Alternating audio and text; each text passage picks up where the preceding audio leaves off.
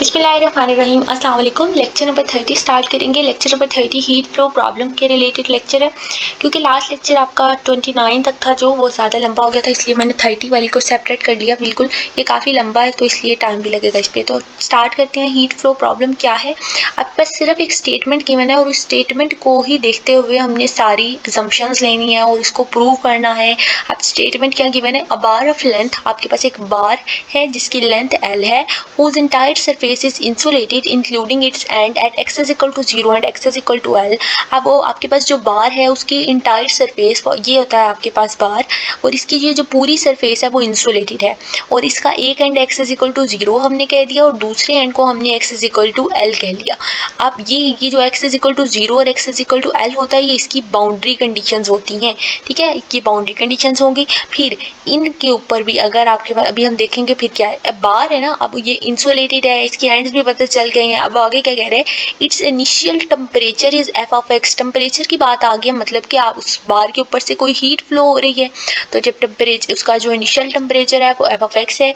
उसके बाद then determine the subsequent temperature of the bar. अब initial temperature F of X का क्या मतलब है, ये तो आपके पास है x is equal to 0, X is equal to L, आपके पास होंगे इसकी बाउंड्री कंडीशंस। ठीक हो गया। आप इनिशियल टेम्परेचर का मतलब होता है कि अगर हम इस बार के ऊपर किसी भी पॉइंट के कोई भी एक पॉइंट ले लें और उधर उसका टेम्परेचर चेक करें तो वो उसकी हम कह लेंगे कि इनिशियल वैल्यू आई है। जो इनिशियल टेम्परेचर उसने क्या कहा है, एफ ऑफ एक्स है। अब इनिशियल टेम्परेचर भी ये पता चल गया एफ ऑफ एक्स है। टेम्परेचर है मतलब हीट फ्लो हो रही है, तो हम यहाँ पे हीट फ्लो वाली जो आपके पास one dimensional heat condition, one dimensional heat equation है वही यूज़ करेंगे। उससे पहले मैंने आपकी रिकमेंडेड बुक भी ओपन कर ली जहाँ पे उनको बार अंडर कंसिडरेशन उन्होंने एक्सप्लेन किया। ये बार है, एक्स इज इक्वल टू 0 है, x is equal to L है। अब हम यहाँ पे टेम्परेचर क्योंकि बात कर रहे हैं तो वन डायमेंशनल हीट इक्वेशन की बात करेंगे। Partial u by partial t c square partial square u by partial x का स्क्वायर। अगर वो यहाँ पे आपको u इसके सब्सक्रिप्ट में 2 टाइम्स x लिख देता तो इसका भी यही मतलब था, partial square u bye partial x square. और यहाँ पे वो लिख ले u t, तो ये भी वन डायमेंशनल हीट इक्वेशन ही रहेगी क्योंकि इधर u का derivative with respect to t है और यहाँ u का 2 times derivative with respect to x है। अब देखिए सोल्यूशन की तरफ चलते हैं। It is a heat flow boundary value problem जिसमें आपके पास बार के अंदर बार पे हीट फ्लो हो रही है। As we know heat equation is this, c square constant है, यहाँ पे के यूज हो गया, नो प्रॉब्लम, कांस्टेंट कोई भी यूज हो एज इट इज रहना होता है।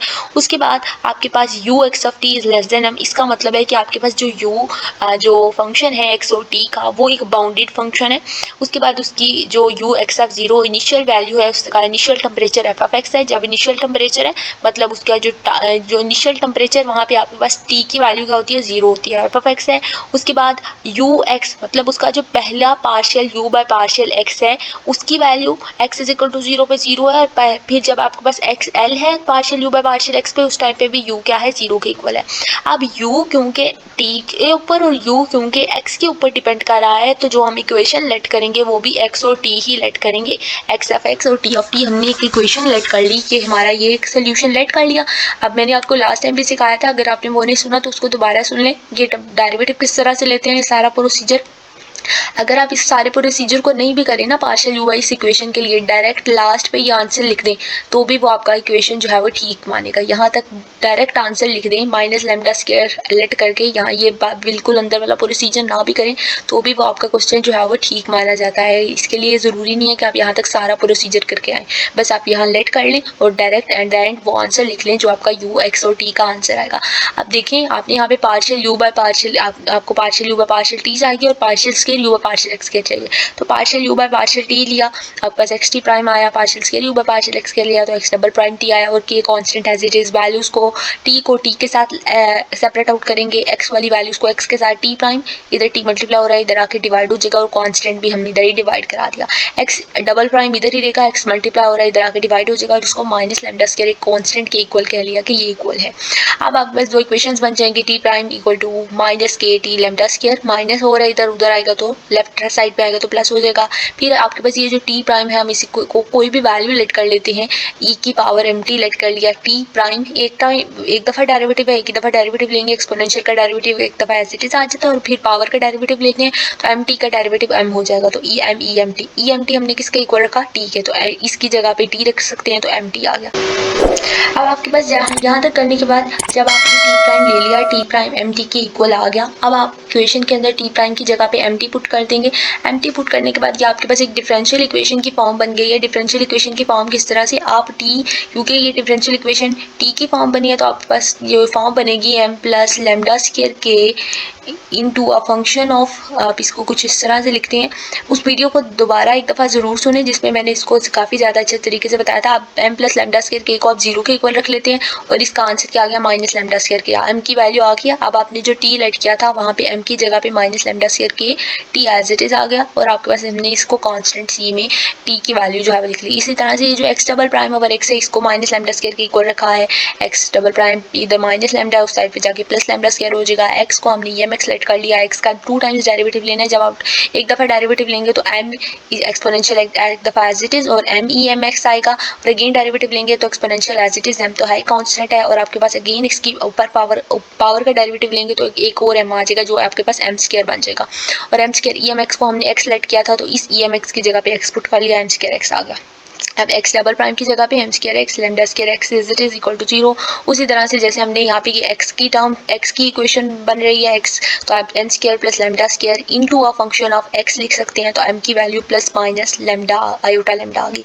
और में A X C one cos B X C two sine A X, या जिस तरह से भी आप वैल्यूज लिख लें। तो देखिए ई की पावर में ए एक्स, आपके पास जो यहाँ पे 0 प्लस माइनस आयोटा लेमडा आया है, रियल रूट्स तो आए नहीं है, कॉम्प्लेक्स रूट्स आए हैं सिर्फ, तो 0 प्लस माइनस आयोटा लेमडा आया है, तो आपके पास ई की पावर में ए एक्स होता है, तो ये ई की पावर में जो रूट आता है वो रियल रूट आता है। फिर आपके पास ये जो इमेजिनरी रूट्स आते हैं उसको आप लिखते हैं C1, okay, C1 cos, C1 sine b x, C2 cos B x, जैसे पहले कॉस वाले लिख लें या साइन वाले लिख लें, नो प्रॉब्लम। C1 कॉस, और आपके पास बी की value lambda, C1 cos lambda x, C2 sine lambda x, और आपके पास प्लस माइनस आयोटा लेमडा है, तो एक दफ़ा प्लस लेमडा वाली वैल्यूज लिखेंगे, एक दफ़ा माइनस लेमडा वाली।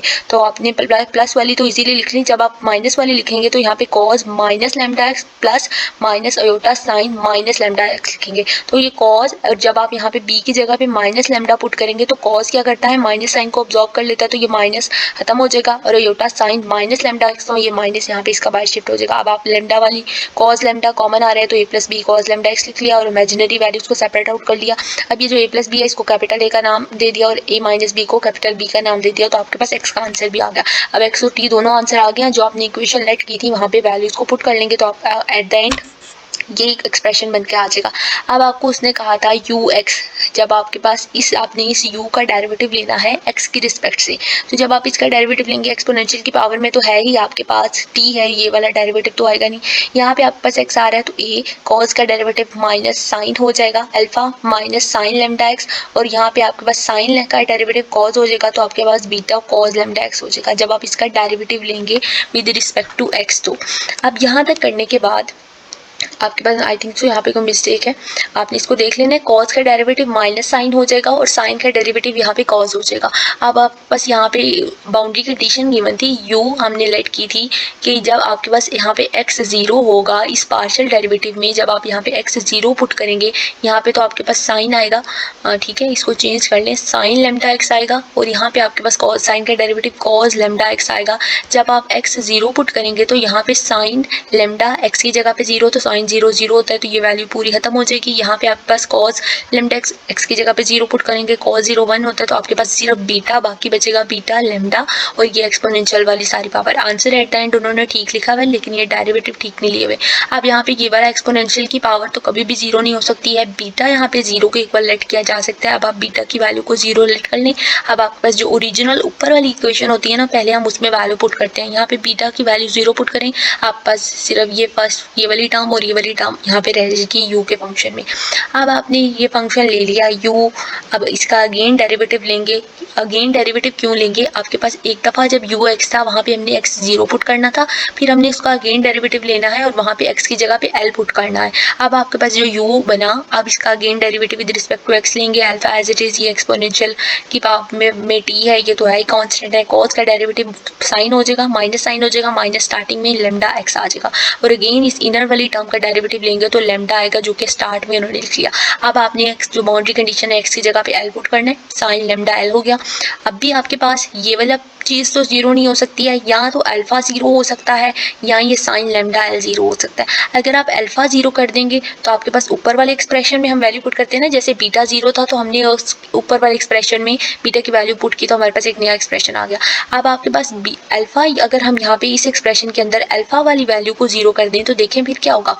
अगर अल्फा जीरो कर दें इस ऊपर वाले एक्सप्रेशन में, अल्फा को जीरो पुट करें तो ये तो पूरा एक्सप्रेशन ही जीरो हो जाएगा। इसका मतलब हम अल्फा को भी जीरो नहीं रख सकते हैं। तो कौन से एक्सप्रेशन को जीरो के इक्वल रखेंगे, साइन लेमडा एल को। तो आपको ये एक बात पता होनी चाहिए ज़रूर कि जो साइन लेमडा एल ये किसके इक्वल होता है, ये साइन एन पाई के इक्वल होता है, या एन पाई कह लें या एम पाई कह लें। तो ये जो साइन एम पाई के इक्वल होता है, अब आपके पास साइन लेमडा एल है, साइन साइन से कैंसिल हो जाएगा तो एम पाई किसके इक्वल आ जाएगा, एल लेमडा एल के इक्वल आ जाएगा। इसको आपने साथ में लिख लेना, लेमडा की value M pi over L आ गई।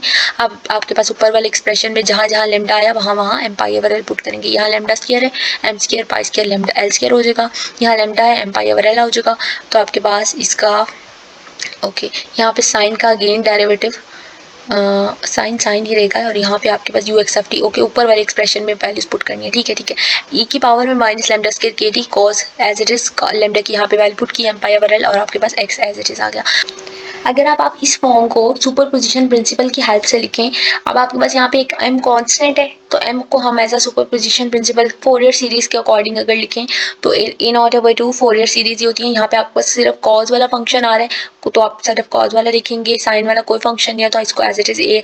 अब m कांस्टेंट है तो अब हम m को कह सकते हैं कि अगर हमारा m 1 to इन्फिनिटी वेरी कर रहा है तो a अल्फा को एज m लिख लिया सुपर सब्सक्रिप्ट में, then m square pi square है, यहाँ पे भी हमने m को वेरी करा लेना है। अगर हम m को डिफरेंट वैल्यूज देंगे तो हमारी फंक्शन की u की वैल्यू जो है वो चेंज होती रहेंगी। अब हम इनिशियल कंडीशन यूज़ करेंगे जब आपके पास, जब उन्होंने कहा था कि इनिशियल टेम्परेचर जब आपके पास फंक्शन ऑफ x हो तो इनिशियल टेम्परेचर यूज़ करते हैं जब, तो आपके पास यहाँ पे t जीरो होता है तो आप यहाँ पे जहाँ जहाँ t आ रहा है वहाँ जीरो पुट कर लें। इनिशियल टेम्परेचर जब वो f(x) के इक्वल है तो आप अल्फा नॉट ओवर 2 am, अब यहाँ पे t आया है e की पावर में जीरो पुट करेंगे तो ये पूरा एक्सप्रेशन जीरो हो जाएगा। तो e की पावर में जीरो 1 होता है, ये वाली वैल्यू तो 1 हो गई। अब आपको सिर्फ ये रह गया cos m पाई x ओवर l रह गया। उसके बाद हमने कहा कि ये फंक्शन ऑफ x के इक्वल तो होता है। उसके बाद आपको पता है कि जो an होता है फोरियर सीरीज के अंदर वो किसके इक्वल होता है, an 1 over 2 over L function of x cos m pi x over l के इक्वल होता है। और a नॉट ओवर 2 की वैल्यू भी पता है 1 over l function of x dx होता है और इसकी जो रेंज होती है वो 0 से l अगर हो तो। 0 से l क्यों है, मतलब कि आपके पास ये जो फंक्शन आ रहा है वो एक इवन फंक्शन आ रहा है। इवन फंक्शन हो ना जब, तो आप उसको, अगर आपके पास पहले लिमिट्स माइनस l से l हो और अगर आपका फंक्शन इवन हो जाए तो वो लिमिट्स 0 से l हो जाती हैं। और जब लिमिट्स 0 से l हो जाती हैं तो आप उस फंक्शन को भी 2 into function of x dx लिखते हैं, ठीक है। तो 2 इसलिए आपके पास an का फार्मूला तो 1 over l function of x cos m pi x over l होता है। लेकिन जब ये इवन फंक्शन हो गया तो 2 over L function of x 2 को मल्टीप्लाई कर देते हैं इसके साथ, तो 2 over L function of x cos m pi x over l हो जाएगा। सिमिलरली a नॉट ओवर 2 का आंसर ये आ गया। अब आपको a नॉट ओवर 2 am दोनों की वैल्यूज मिल गई, फार्मूला पता चल, वैल्यूज मिल गई, फार्मूला मिल गया। अब यहाँ पे आप पुट कर लें, a नॉट की वैल्यू पुट करें 1 over L function of x dx, am की वैल्यू पुट करें function of x cos m pi x over l, और एक्सपोनेंशियल वाली ये सारी टर्म ये वाली एज इट इज आ गई हैं। तो आपके पास यही रिक्वायर्ड रिजल्ट था, इसी इक्वेशन को इस बार के ऊपर जो है वो हमने प्रूव करना था। होप सो आपका कंसेप्ट क्लियर हो गया होगा। अभी तक के लिए इतना ही। अल्लाह हाफिज़, थैंक यू।